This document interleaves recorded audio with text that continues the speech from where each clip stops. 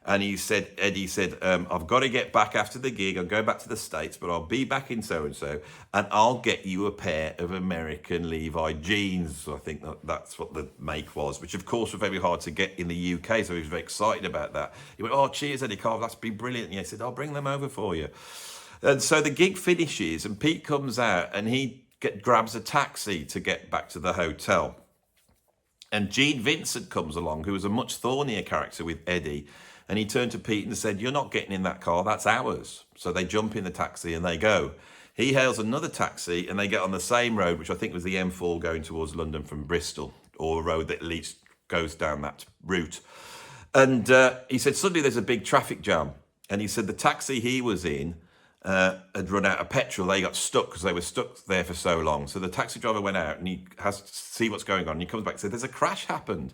Now, what had happened is the taxi that Eddie and Gene had got in had crashed, and Gene Vincent was injured. Eddie's girlfriend was injured, but Eddie Cochran was killed. He wasn't killed there and then. He was taken to hospital, but he was beyond,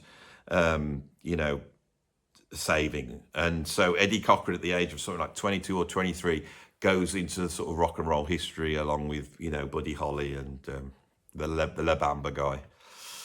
And another interesting story that goes around this is that the policeman grabbed Eddie's stuff and they took it back to the police station in South Wales.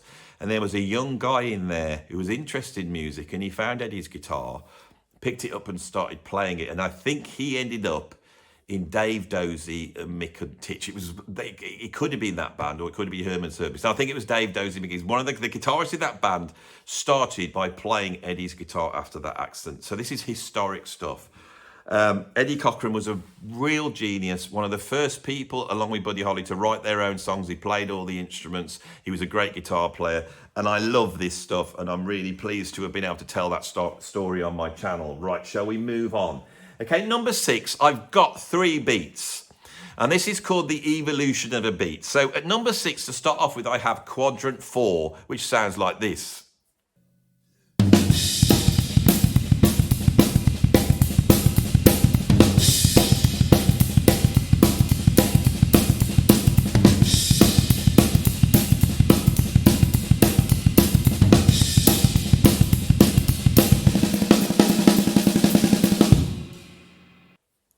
Now, quadrant 4, of course, is the opening track on Billy Cobham's legendary Spectrum album. And Billy Cobham comes in with this sort of swung double bass drum beat, which is going to lay the foundations, really, for a whole ton of drumming that eventually morphs into sort of rock drumming, heavy rock drumming, and then sort of the metal drumming. The double bass drum frenzy stuff that we were talking about earlier actually has in its DNA, in part, goes back to this beat here, this opening beat. It's swung. It's Billy is utilising the double bass drums, but they're swinging the dum ba dum ba dum ba dum ba dum. And within that, he's putting the snare drum in between to get this sort of shuffly but very intense drum beat.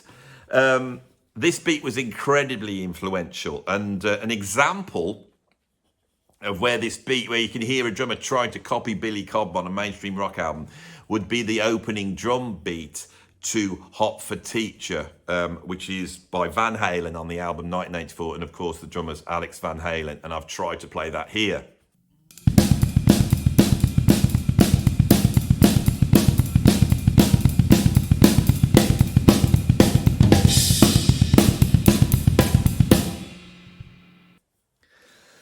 I've always found this beat really interesting. It actually opens up with these bangs, and you assume it's the drums, but it's actually the exhaust of Eddie Van Halen's Ferrari.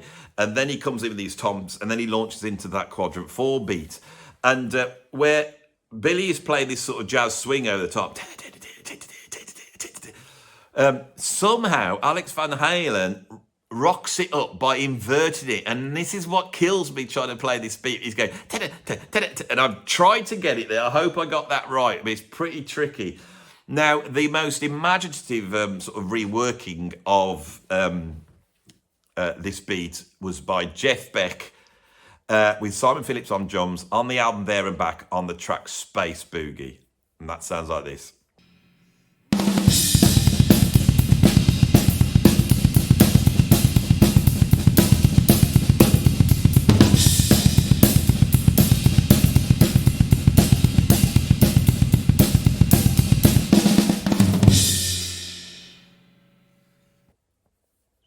Right, so before you say it, I did cock up in this. So, and I've left it in because I've decided on my channel I don't want to do what all the other YouTubers do. I just want to do what I do, and I want to show that you can play music and have fun. I know I can play, but I do make mistakes, and I hate this thing of people going through and cutting out the mistakes. So I did this all, and it was all done, and I went down to listen back, and I just thought I've got to check Space Boogie out because I've been chatting to Simon Phillips. He might come on the channel, and I can't cock it up, so I put it on. I'm listening to it, and I'm like, oh, cocked it up. So this is in 7, and if you rewind back and watch it, I play it in 7. But there was one bar where when I tried to do a fill, I did a bar of 8, and I actually did the fill from quadrant 4, and I got all confused. Now, I've got a great story about this beat. In 2000, 24 years ago, over 24 years ago now, in the summer of 2000, I got booked to do my first drum clinic tour with Simon Phillips. Now, I believe Simon Phillips is one of the greatest drummers that's ever lived. I think he is remarkable in every single way, absolutely every single way. He is a blueprint for me of brilliant drumming. I can't tell you how much I love this guy. And so it was a real honour to get on this tour. Now, Simon's got this great big double bass drum kit with about 150 toms going, 2 24-inch bass drums, an incredible iconic kit.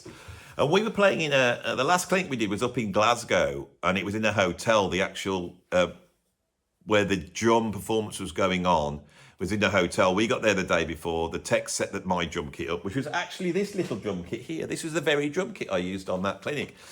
And it was sat there looking at an extra tom, but it was sat there all looking small and cute next to the Behemoth, which was Simon Phillips's drum kit. Once it's all done, we go to bed, and it's about 11 o'clock at night, and I thought, well, I'm going to go down and have a look at Simon's kit. I know it's a bit cheeky, but there's no one around, is there? So I'm going to nip down. So I get up, put my dressing gown on or whatever. That bit's not true, but it paints a bit of picture. And I run down like this, and I go in there, and it's all dark, but the lights are on the stage, and I can see Simon's huge kit and my little kit next to it. So I sit down on this big kit, and I'm sat down, and Simon's quite small, but the drums are up high. They're up high, and I'm thinking, oh my God, he's got some chops. The higher up the drums, look how low mine. I think that's the more chops you got, the higher the drums. That's another thing. That's another thing we're not going to get into. So I'm starting to go, God, this is high enough, but it's amazing. I'm going, there's a pedal there. Shouldn't really hit it though. I mean, Simon, it's like he'll change his drum heads at a drop of a hat. If I play it and miss hitting, I put a little bit of a scuff on it. He'll see it, and he'll have his tech pulling that, heads off and putting new heads on and all that. I shouldn't really play it, but I'm here now, but nobody's going to know, are they? So I go into Space Boogie, and I'm hoping that time back then I didn't put a bar of 4/4 in it. Anyway, so I'm sat there going, right, and as I'm playing, the identical beat just starts up out of the ether as though God had started to play along with me. And I went, what the hell's this? And I look, and on this very kit, the legend that of Simon Phillips was on this very kit playing Space Boogie along with me with a great big smile on his face. One of the most incredible moments in my drumming career. Let's move on. Right, so at number 5, I have got Fireball by Ian Pace.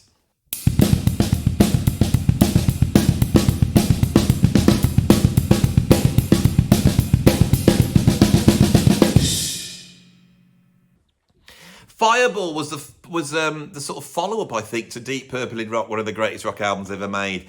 And people moan about the production; it is a little bit thin. But this track, Fireball, is just incredible. Here's Ian Pace, because Ian Pace was a guy. He's one of these drummers that's come out of that Buddy Rich school. He's got a ton of chops. He's fast. And he's playing what really has come out of the sort of showboaty Buddy Rich thing. And he's using that in a sort of rock band. And Ian Pace is very important because he's really put an accelerated beat. So on Deep Purple in the Rock, you get, and you get that rock bit. On Fireball, on the following album, he amps it up even more. Now, I spoke about Billy Cobham, in Quadrant 4, laying the groundworks for like this double bass from rock drumming. This is where it's at. Now, of course, we knew as kids that John Bonham and Ian Pace and Bill Ward, all these rock drummers, they didn't need to play a double bass drum kit because they had the chops with one foot, didn't they? And so I tried to learn this with one foot using a fudged method. So this is my version that I had as a kid when I'm playing the beat with just one foot.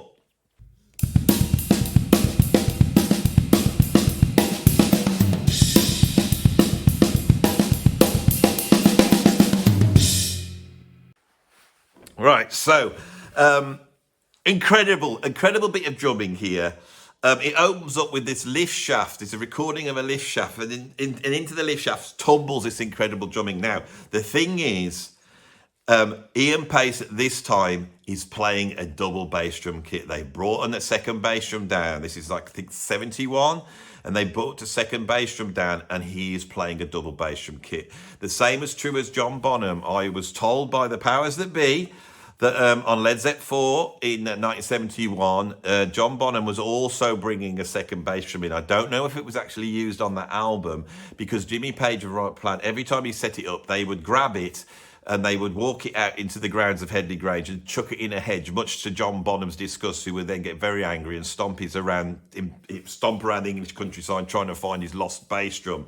There is some footage, actually, of Bonham playing, black and white footage of them playing to a sort of promo video for Communication Breakdown. You can see he's got two bass drums. So these guys were interested in two bass drums. They wanted to play it. So this snobbery that I grew up with in the early 80s, where you shouldn't have a double bass drum pedal, and I always wanted one. I think in the area I lived, I was the first person to get a double bass drum pedal, which I got in 1990, and it's been causing me problems ever since. So that's what we've got at number 5 is Fireball. At number 4, we have, by Jeff Beck, off the album Wired, the drum intro to Lead Boots.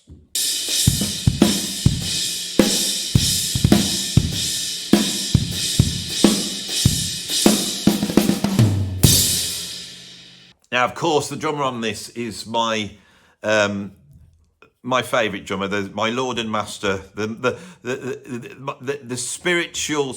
spirit of music embodied in the drums, Narada Michael Walden, who there's something about, an incredible technician, but there's something about his playing that goes beyond that.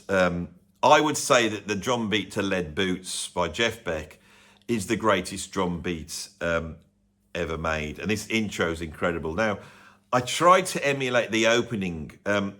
When this was recorded, George Martin was producing, and I think Narada Michael Walden went into this beat, and George Martin spotted something was going on, and he hit record. So you hear the of the tape starting up, which actually gives you the sound of the cymbal speeding up and slowing down very quickly. And I tried to emulate that. Now, I don't know whether I've got this one right, because again, with Narada, I was always interested in the spirit. Now, I actually went and got this the other day. Hold yourself there. All right. If you were a drummer, this is essential reading. It's just come out. It's Narada Michael Walden's Drumming, Spirit and Music. It's by Aubrey Dale, who has done an incredible job of transcribing Narada's drumming. But even if you don't read music, it's full of such incredible information. We've got, Billy Cobham does an introduction, the great Kenny Aranoff does the preface, and then all the way through it's got biographical information, and the drum kit set up. You've got transcriptions of the whole drum beats, but also, which is what I like much more, is when you zip to the back, you also get just the elemental parts. So that bit there, that's the beginning, that's that iconic drum intro from Vision is a Naked Sword, which really should have been on this list, but I don't even know if I can play that. Now, of course, Lead Boots is in here. Let's see if we can find it. Way of the Pilgrim, here we go, Lead Boots. And I'm just going to zip up to that drum introduction here. So, Lead Boots, here it is for you to have a look at. There's the lead. I hope you could see that okay, for those of you who wanted to play it right. Okay. Yeah, I didn't play it right. Not at all. But I hope I captured the spirit. Narada Michael Walden has become a fan of this channel and he supported me more than anybody else. And when this book came out, of course I went and bought it. I was not going to not have this book. And as I was reading through it and looking at all the different, you know, Narada Michael Walden information, I noticed that at the back, he'd got all these comments from all these drummers. Of course he does, because everyone knows Narada's the man. You've got comments from like Danny Gottlieb, Leyland Sklar, Greg Bisonet, you know, Cindy Blackman. It's just full of these incredible Alfonso Johnson, Neil Schon, Carlos Santana. And as I was reading through this, you know, bathing in the sort of love Narada, I noticed that was there. Can you see it? I'm in the book. And I'm in the book because of this channel, because of me sending the love out. I've ended up back in the book. It's like goes around in a big circle. It's so exciting. So, you know, yes, a terrible impersonation of Lead Boots by me, just done off the cuff, but done with love. And that's what music's really about. Right, at number 3, I have Stargazer by Cozy Powell.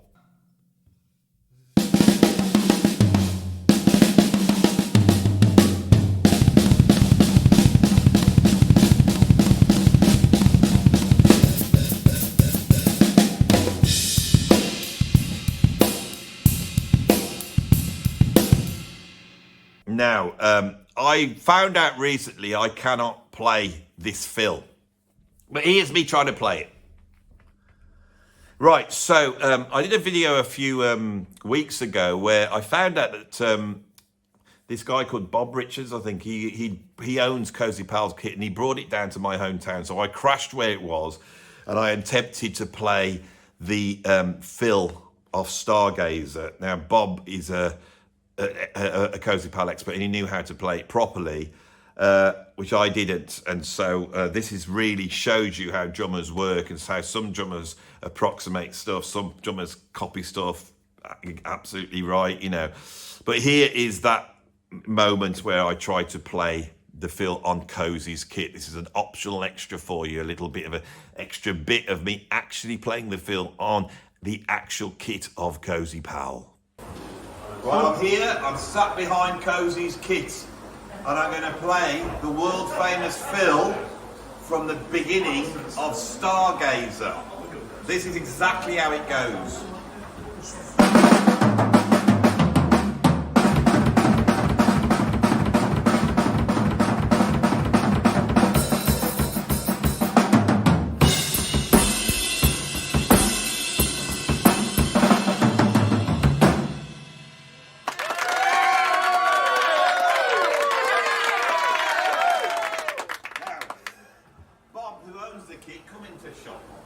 Come here. Obviously, you could play the Stargazer fill because you jumped for Graham Bonnet. I did. And yes. I assume, did you do Stargazer? Yeah, we did it a few times. Even though Graham didn't sing on it. Didn't sing on the original, but he did it at Donington. He did do it at Donington. And yeah, I said, Graham, we need another song in the set. Can we do Stargazer? Oh, and he's like, oh, okay. Do you want to do it for us? I'll have a go. Go on then. But now it's on film, I'll probably screw it up. Let's see, this is how it's done properly, everybody. No, I don't know about that. I'm getting over to that hi-hat at the end, isn't it? Yeah, I'm sure you'll have people on your channel saying, no, that was wrong. We just got... Sodder, that's what I say. Yeah.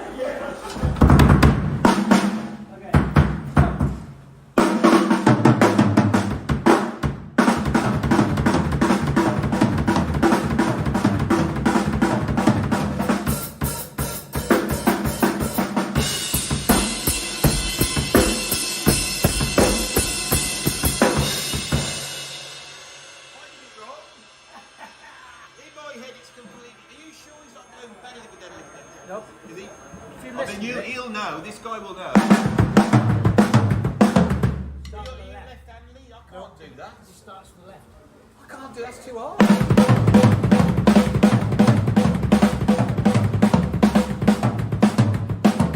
the pattern.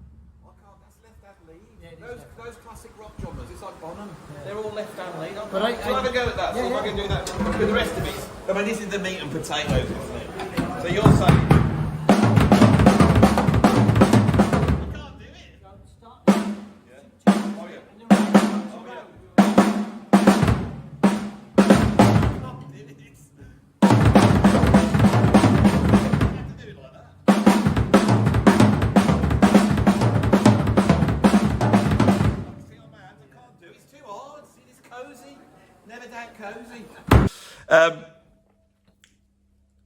When I was a kid, I must have transcribed so much Steve Gadd drumming. Steve Gadd's drumming was just wondrous to me.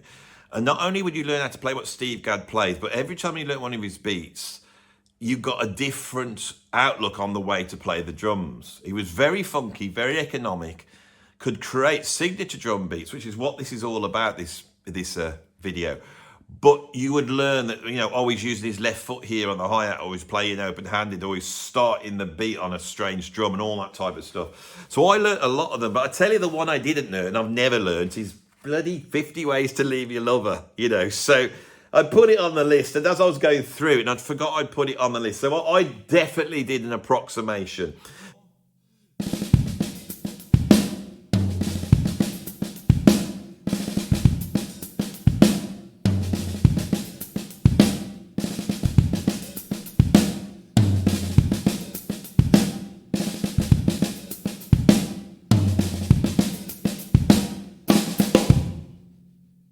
And somewhere in the middle of that, where he's doing this little shuffle, I'm actually playing a lick that is from the Asia drum solo, which I did actually learn when I was young. Steve Gadd apparently had been playing this as a sort of snare drum exercise for many years. Tony Levin recently reported, because he was friends with Steve Gadd going right back to the late 60s, that he'd been playing this for ages and he'd mess around with it. And Paul Simon had been working on this song, 50 Ways to Leave Your Lover, which is an acoustic song, you know, really just strumming chords. So he turns up to the studio to, you know, do that. And of course, Steve Gadd, he's warming up playing this beat. And Paul Simon, this is why Paul Simon's a genius, he goes, that's great, do that. And it is so, this would never happen in the music industry now. It's so weird that this record, which was obviously lined up to be the big hit single and was released, and I think it went to #1 everywhere, starts off with this incredible, strange drum beat. And if you put it on the radio, they always put it on because it's so essential to the track. You'd be driving along, oh, here's Paul Simon's 50 Ways to Leave Your Lover. You go, oh yeah, I know that track. Really iconic. I did try my best to get it. I don't think I nailed that. Right, so at #1, and I never normally do this. When I do a list like this, my rule always is if you're on the list once, you're not on the list again. Because some people are so incredible at doing whatever you're talking about, they would just fill the list up. You know, it's like if I'm doing the greatest programs of all time, and then I go, well, Frank Zappa is prog. Once you've made that decision, for me, I would be filling up that list with Frank Zappa albums, which I don't want to do. But here, I have another drummer. And the reason is because this guy's probably come up with more iconic drum intros than anybody. And it is John Bonham again. Of course it is. And it's the drum introduction to rock and roll, which again is on Led Zeppelin 4, the Untitled album. It's the most incredible drumming that you ever heard, which also contains When the Levee Breaks, another absolutely iconic drum intro.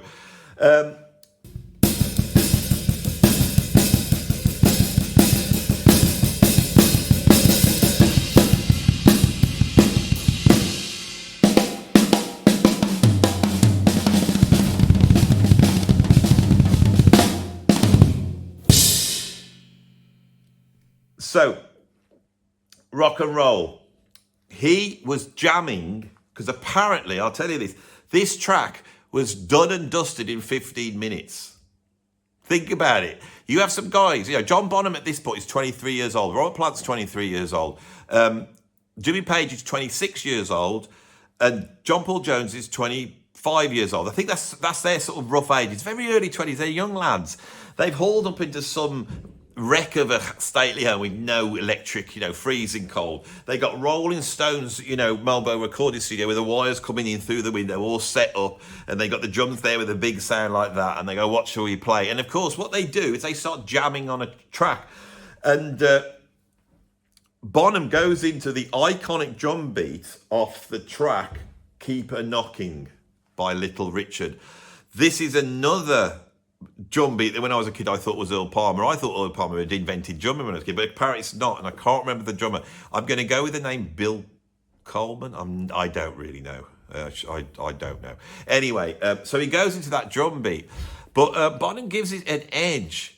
And the interesting thing about this drum beat is that it doesn't start on the one. I think it starts on the and before the one. But as a kid, I never do that. So I start this beat off on the one. 1, 2, 3, 4. Ba da da da da da da da da da da da. Whatever I think it should go. 1, 2, 3, 4. Da da da da da da da. I think that's what it is. But I can't tell you because I learnt it on the one, and then I put in some odd time signatures to get me through it. I can play it, and I've played it in bands a million times, but that's the way I do it. And an incredible beat. Yeah, so he starts jamming on this beat, and they bring in this sort of rock and roll thing. Robert starts to pull out some lyrics, because they're probably going, we haven't played anything like this for ages, so he comes up with the line, it's been a long time since we rock and rolled. Absolutely iconic, incredible drumming. And not only does this have one of the most iconic, incredible drum intro of any track that exists, which is why it's number on the list, it also has possibly the most iconic drum solo in a track. And when I played that, I thought, shall I try and approximate the solo at the end? And I did, and that is just awful. I ain't got a clue. I could play it if I sat down and learned it, but this video would take about a month to do, and I can't be arsed with that. And it's probably more fun to watch me trying from the depths of my soul to grab the spirit. This is what's really important about music. There's too much perfectionism. There's too much thinking that you could learn music by playing what people are doing exactly.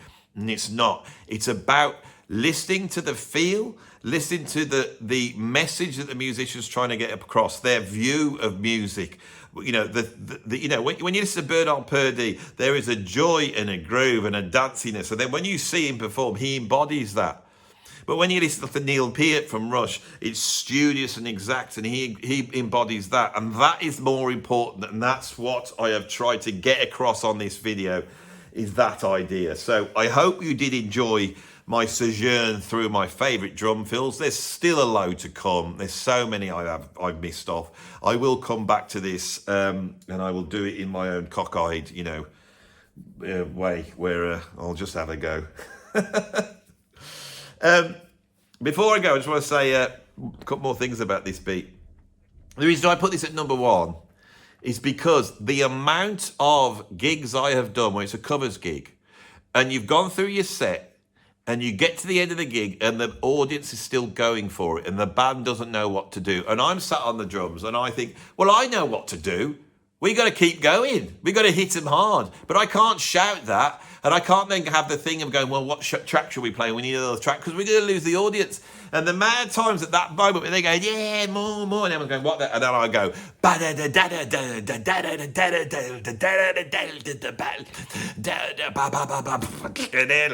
and then people can just come in, and you can literally go at that point, that's where would be. I've been a long time since rock and roll. I've been a long time since I hit the stroke.